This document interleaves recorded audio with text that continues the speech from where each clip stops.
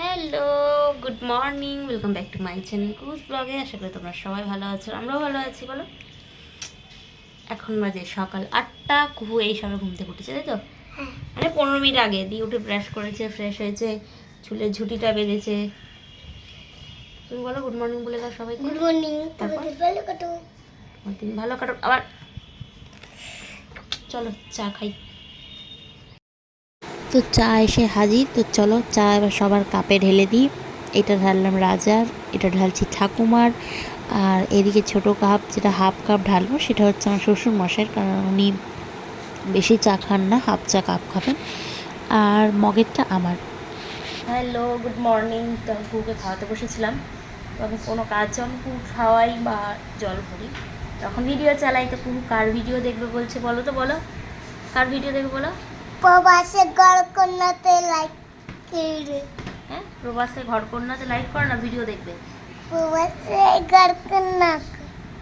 ভালো লাগে তোমার প্রবাসে ঘরকন্যার ভিডিও? আচ্ছা ঠিক আছে, চলো ফুড খাইয়ে দিই।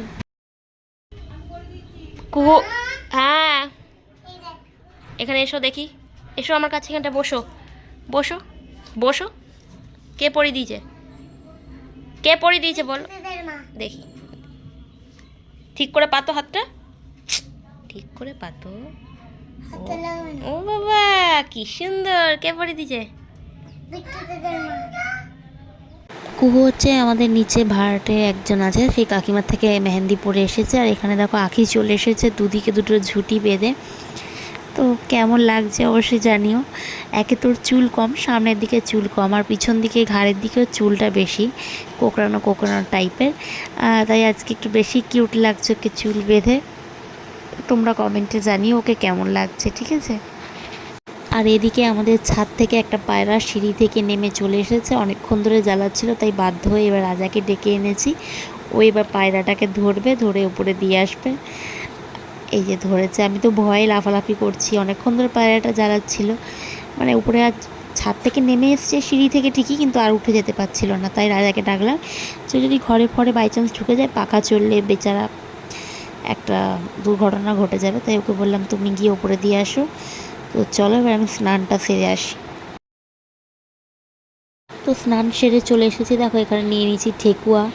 আর রাজারা হচ্ছে ছট পুজোয় ভাড়া গেছিলো আমাদের গাড়ি, তো সেখান থেকে প্রসাদ দিয়েছিল ঠেকুয়া, তাই চান করে আমি খেয়ে নিচ্ছি। আমার তো ভীষণ ভালো লাগে, তোমাদের কার কার পছন্দ অবশ্যই জান। এবার চলে এসেছি রান্নাঘরে, দেখো কি কি রান্না হবে। এখানে সবজিপাতি কাটা রয়েছে, হবে পালং শাকের চচ্চড়ি। এই যে পালং শাকের চচ্চড়ি হবে, তাই সব সবজিগুলোই পালং শাকেই যাবে। আর এখানে রয়েছে আলু, গাজর, পেঁপে, টমেটো, এইগুলো হবে চিকেন স্টু। আর এখানে বাবা এনেছে চিংড়ি মাছ, কাটাপোনা মাছ। কাটাপোনা মাছগুলো খাবে মেয়েরা, চিংড়ি মাছ দিয়ে হবে পালং শাক। আর এখানে রাজা খাবে চিকেন স্টু। তাই আজকে আমাদের খুব কম মশলা দিয়ে রান্না হয়েছে, যেহেতু রিচ খাওয়া বারণ, তাই আজকে আমাদের সব রান্নাগুলোই কম মশলায় হয়েছে। তো এবার বিকেলে চলে এসেছি ছাদে।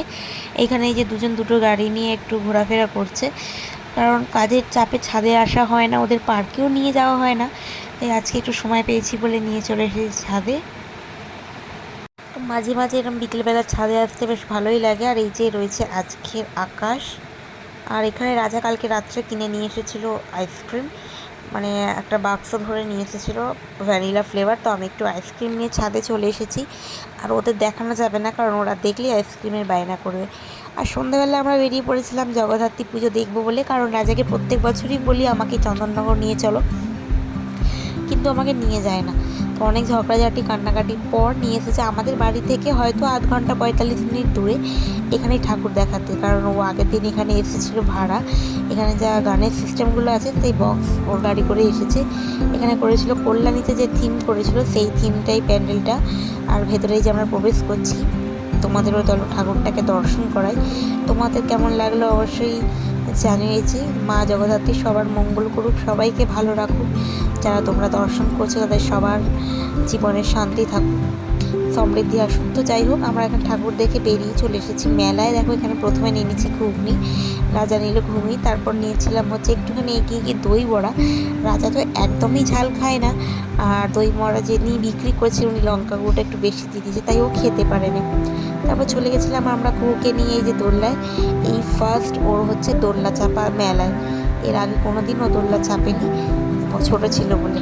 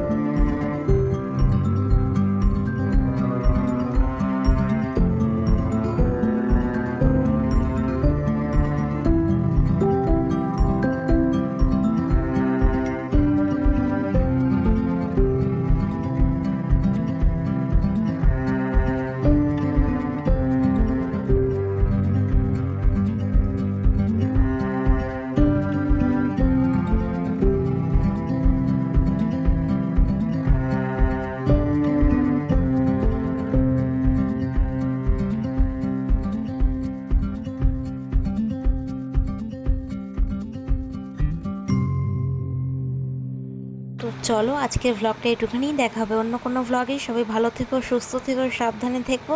আর আমার চ্যানেলে নতুন হলে চ্যানেলটা সাবস্ক্রাইব করে নিও।